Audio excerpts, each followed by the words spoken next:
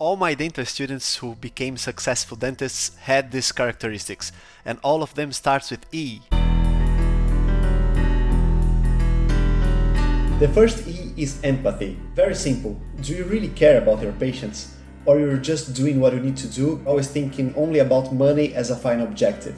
So imagine this, you are a dental student leaving the clinic because you already saw your patient and got your mark for that day. But then in the waiting room there's a patient in strong pain. So let's say an elderly patient waiting for a long time and there will be no one else available to see her. Maybe because there was a mistake in the schedule, let's say. But that's not really your problem, right? You already accomplished all you had to do and you already have your grades for today. Now ask yourself the question, would you really have the initiative to offer yourself to see that patient at the expense of your own personal time? If yes, congrats, then you're showing empathy. All my successful dental students who became now successful dentists, they had this characteristic. The second E is education. Are you studying only for the exams? Usually right before the exams, right?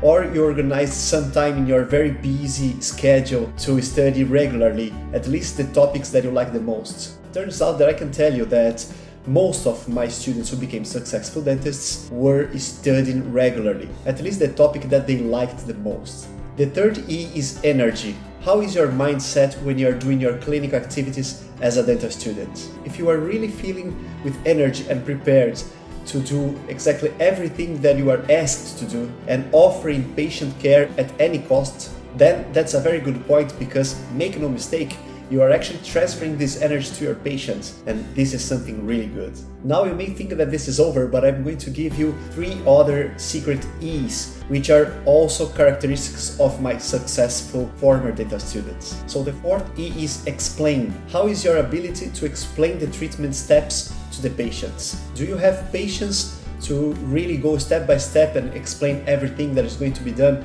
or at least doing this in a very simple way and straightforward for your patients to understand what you are going to do? This is very important because your patients need to understand why they need their treatments exactly.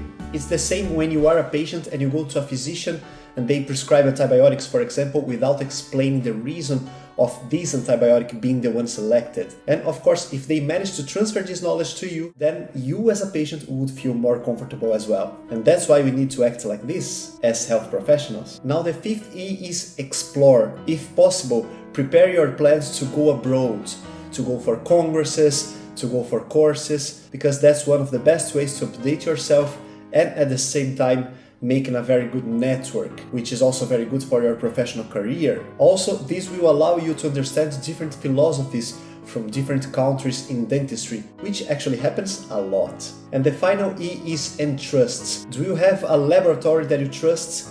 Are you able to trust your dental technologist and the dental hygienist, your dental assistant? So it's very important to work as a very good dental team. And I can tell you that most of my former dental students who became successful dentists, they had this characteristic as well.